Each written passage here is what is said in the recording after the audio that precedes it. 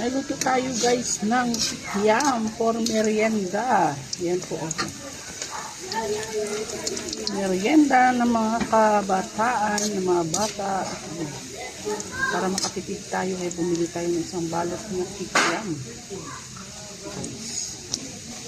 Kasi pag bumili tayo dito sa luto, 5, 10. Ay isang balot, 28 pesos lang.